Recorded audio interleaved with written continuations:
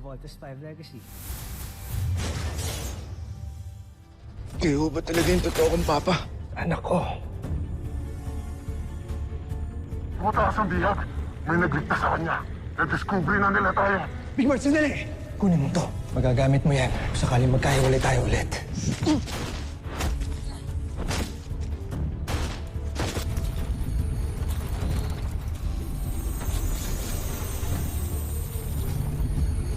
Nakita ko na po si Papa. Ito po, binigay sa akin ni Papa to bago siya mabawi ng mga kalaban. Kami nang bahala mag-decode dito. Ang homesack na Rodgar at si Dr. Ned Armstrong ay iisa. Kaya pala malakas ang depensa ng Terra Air 2. Laking gulat na siguro ni Prinsipe Santos pag nalaman niya na may mga kapatid pa siyang iba. Wag! Ilihim mo ito sa kanya, Joel. At itago mo rin sa kanya na buhay pa ang kanyang ama. Danger Missiles! Buti naman, bumalik ka! Ano pa hinihintay natin? Let's vote!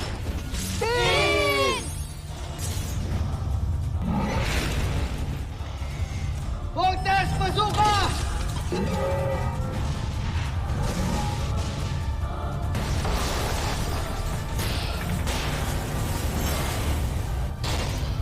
Laser Sword!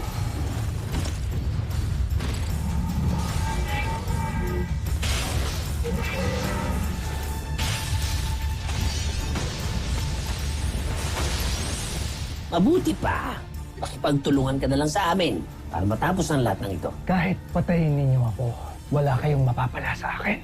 Eh, di mabulok ka dyan. Good news, team. I have deciphered the code that your father gave us. At sa log entry number na yan, may frequency number ng pulse wave na embedded sa katawan ni Dr. Armstrong. Ned Armstrong is here in this location. Sigurado ba kayo dyan, Dr. Hook? Baka mamaya di ko i-attrap na naman yan. Huwag kang sumama kung ayaw mo. Alright, team. Let's go find Papa.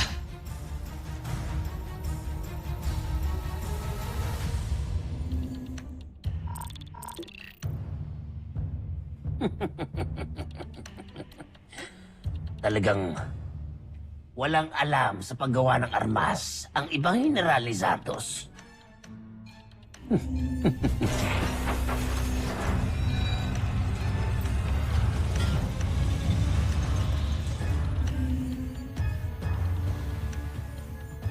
Palalakasin kita. Dahil ikaw na ang tatalo kay Voltes 5.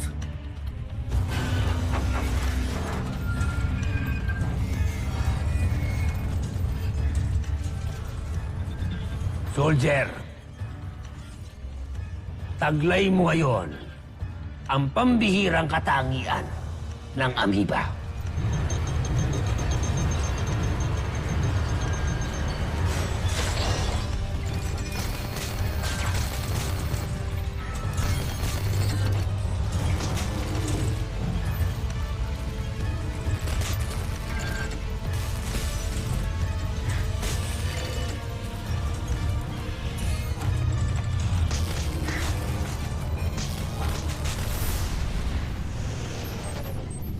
Ito guys, lumalakas yung signal dito. Kuya, natutuwa ako kasi sumama ka sa amin. Naniniwala ka na ba na si Papa talaga yung nakita ko? Alam mo, Big Bird, daming beses tayo niloko ng mga kalaban. Ayoko na magpaisa pa. But at the back of my head, gusto kong maniwala na nandyan talaga si Papa eh. Huwag kang mag-alala, kuya. Pag nakita mo siya, mawawala lahat ng doubts mo. Sana nga, siya talaga si Papa. Let's just hope for the best, guys. Kaya susubukan ko na ngayon ang iyong lakas.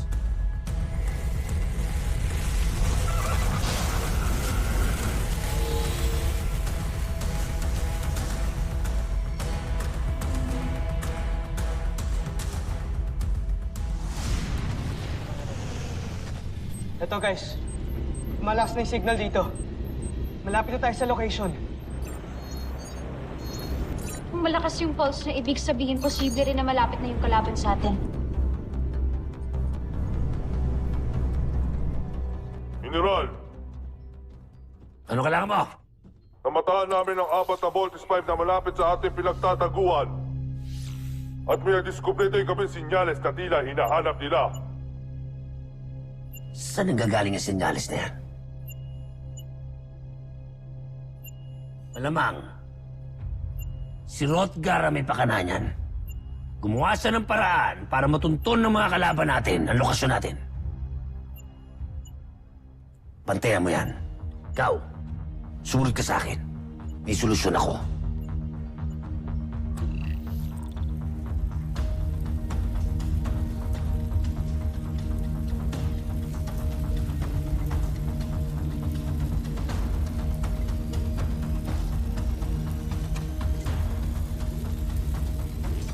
Lakasan niyo pa ang enerhiya ng aparato.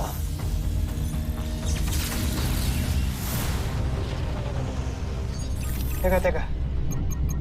Wala yung signal? Oktawan, nadadetect mo ba yung wave?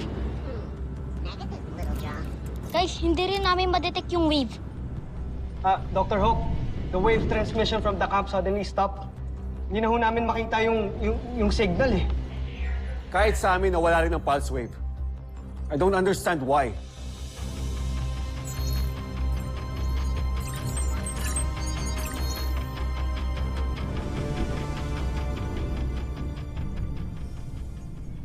Yan.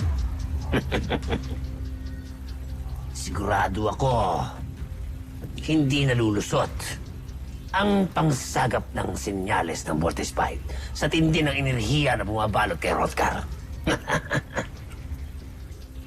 Ewan ko lang, kung matuntun pa nila to,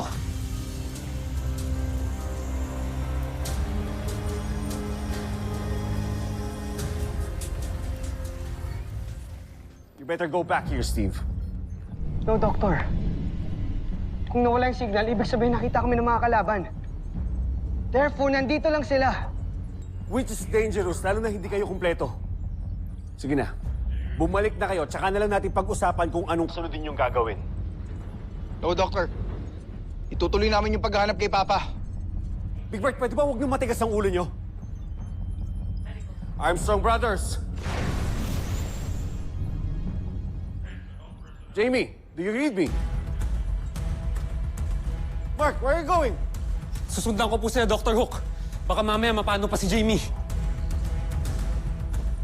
Mark, wait!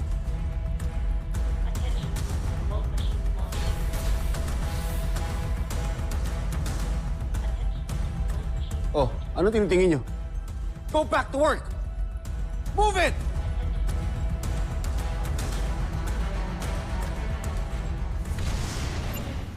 General, hindi pa rin umalis ang kalaban natin. Sa halip, patuloy pa rin nilang pinaghahanap ang lokasyon natin.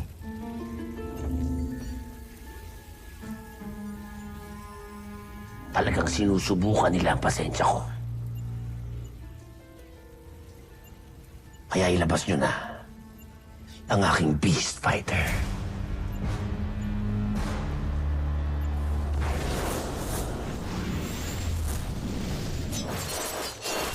Beast Fighter detected! Team evasive maneuvers!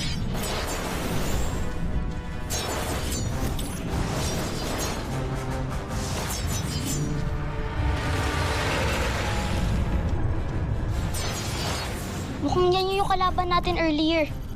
Mas lumaki siya.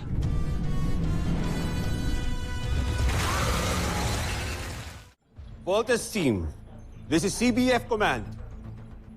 Respond! Damn it!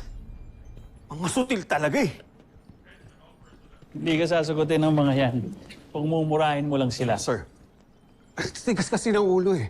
I told them to come back. Pero tinuloy pa rin nila yung paghahanap kay Dr. Armstrong kahit alam naman nila delikado na. Cut them some slack, Dr. Hook. They're not just good soldiers. Mababaitin silang mga bata. Their hearts are in the right place.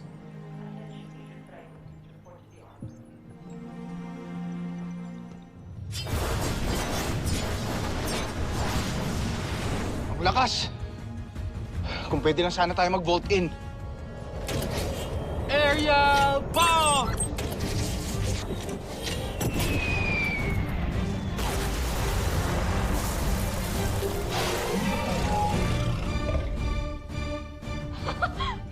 Dito na si Mark, guys! Buti nakasunod ka, Mark. Matitiis ba naman kita? Nakuha mo pa talaga, Mambola, ah. O dahil nandito na si Mark, alam nyo nang gagawin. Let's vote in!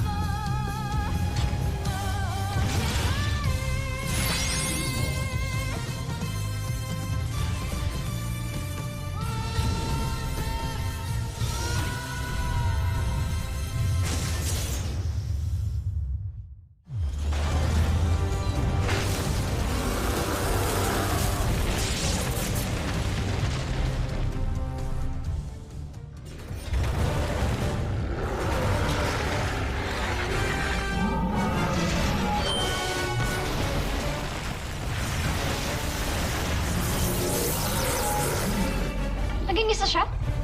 Lo, para siyang naging tikbalang ah. Flying spikes! Incoming! Yeah!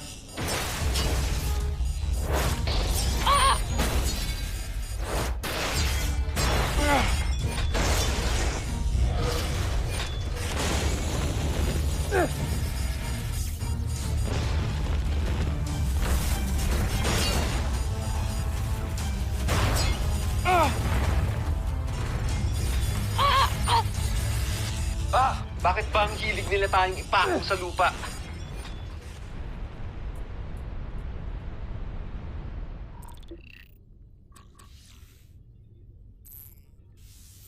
Jomfre, May mahalaga daw kayong iuulat sa akin.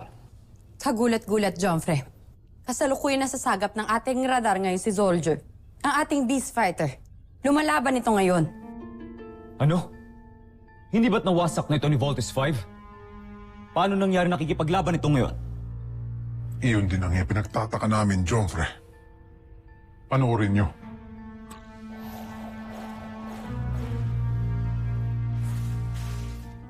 Kamangha-mangha. Winawasak ni Zolger si Voltes 5. Ngunit paano nangyari ito? Wala kaming kinalaman, Jomfre. Hindi kami kikilos ng walang basbas ninyo.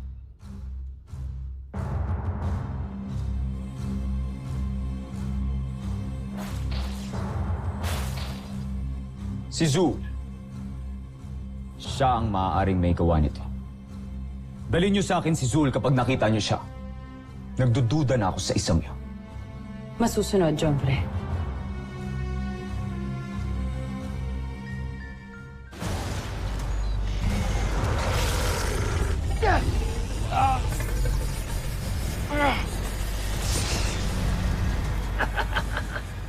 Sige, soldier! Pagkakataon mo na to para makabawi kay Voltes 5. Sige! Pin down tayo!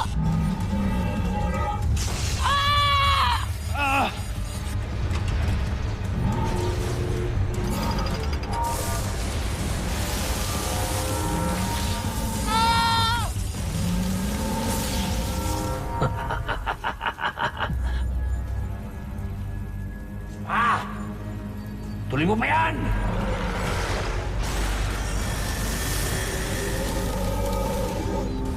Mark, okay ka lang? Huwag niyo na ako isipin, Steve. Basta pilitin yung makatayo.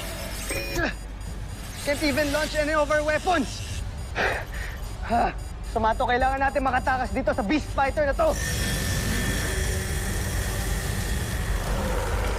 Kuya! Yung ultra-electromagnetic beam!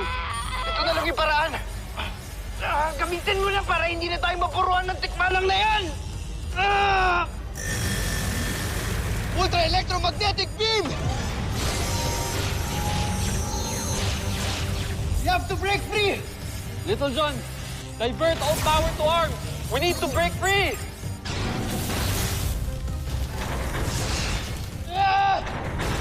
Oh, loko. Masarap ba?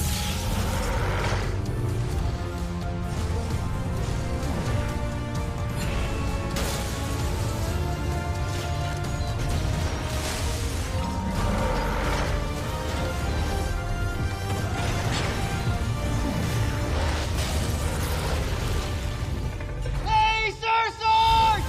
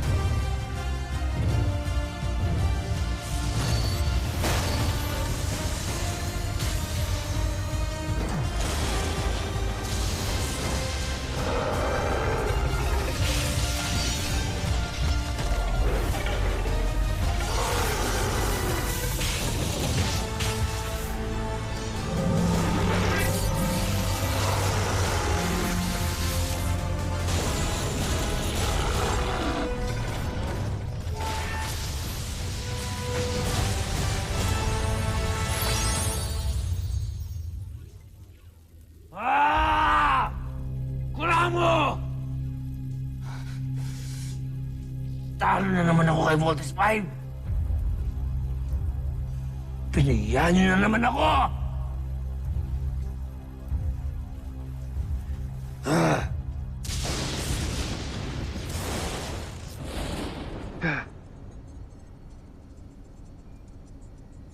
Sa wakas, natalo na din natin yung Beast Fighter. Pero Kuya Steve, paano si Papa? Makikita ba natin siya?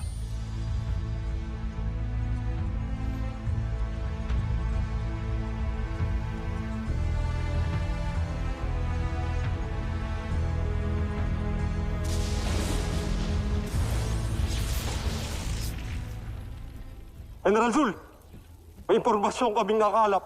Naghahanap ka na ng mga kawal ni Prinsipe Zardos. Ano? Dalhin niyo agad sa akin si Zul kapag nakita niyo siya. Nagtutuda na ako sa isang yun. Baka kailangan kong bumalik muna ka na Zardos. Siguraduhin niyo lang. Hindi makakatakas si Rodkar sa aparatong yan.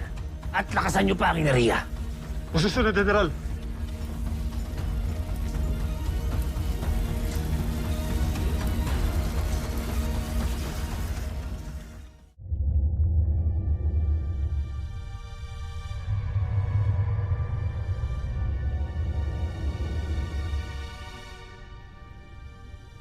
Mahal na prinsipe, kakadako lang ni Zul. Ano nangyari? Ano nangyari? Ano nangyari?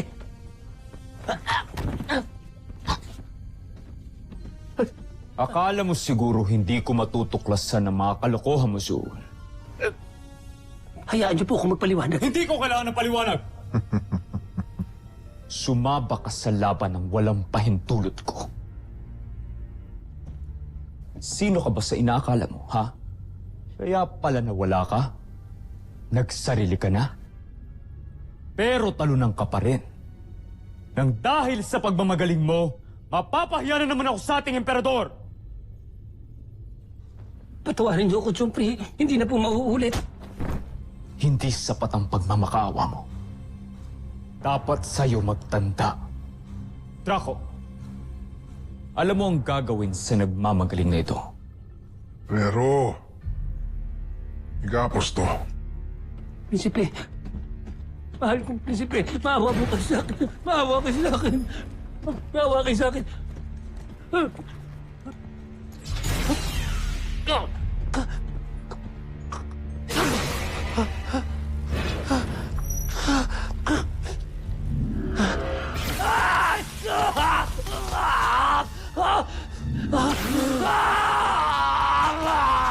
Sige, Draco!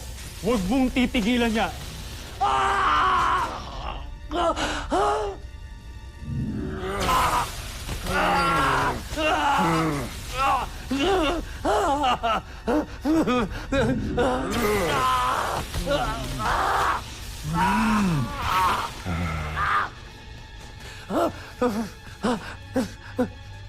Mahal na prinsipe, hayaan niyo po ako magpaliwanag. Nagawa ko lang yun dahil gusto ko kayong isalba sa emperador.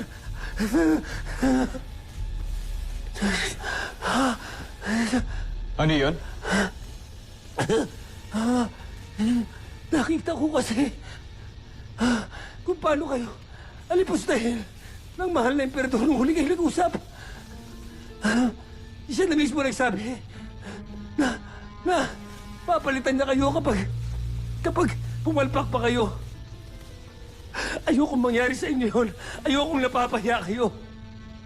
Kaya nilagay ko sa aking mga kamay ang desisyon na labanan si Voltes 5. Inaakala ko mananalo ko nang para sa'yo ang may taguyod ko ang pangalan mo, prinsipe. Dahil ikaw lang ang nakakita ng aking kakayahan. At kahit na ganito ako, tinanggap niyo ako sa inyong kupunan. At kahit na ilang beses ako pumalpak, pinagkatiwalaan niyo pa rin ako. Kaya gano'n na lang ang pagtanaw ko ng utang na loob sa inyo. Pero, nabigo ang aking misyon. Pumalpak din ako. Pero nagawa ko lang yun dahil sa pagmamalasakit ko sa inyo, Joffrey.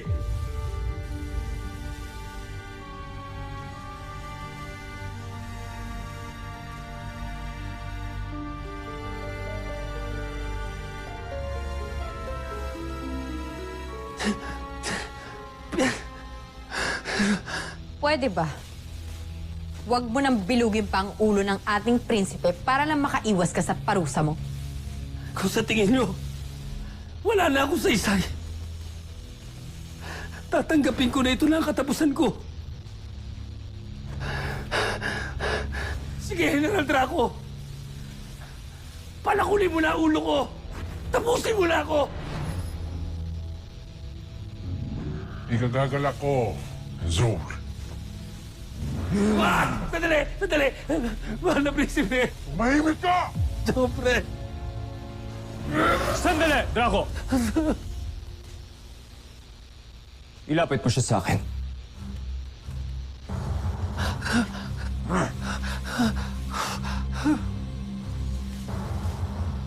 Patayin ang enerhiya.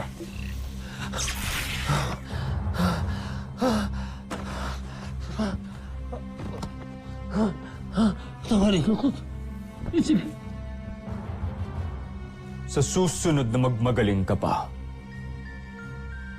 kamatayan ang magiging kaparusahan mo. Maraming salamat, Joffrey. Bastahan.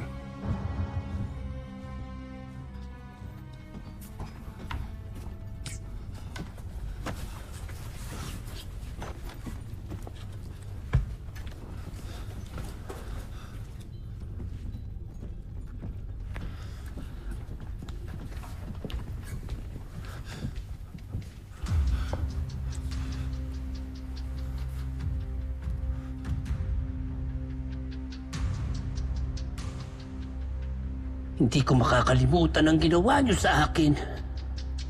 Hindi ko kayo mapapatawad. May isa pa akong alas. Hindi kailanman malalaman ni Zardos na buhay ang kanyang ama. Pagbabayaran niyo ang kalupitan na ginawa niyo sa akin.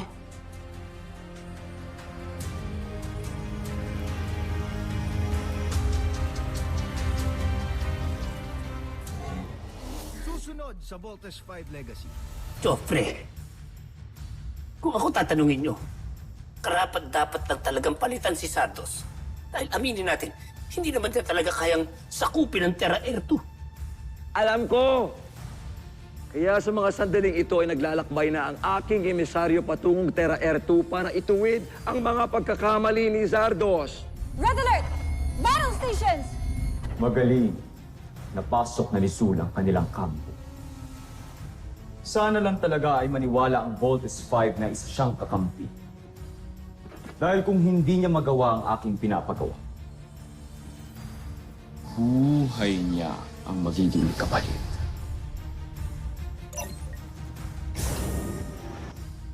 Ano to, Mark? Dinner. Para sa'yo. How did you get in my room? Are you expecting someone? Come in. Door open.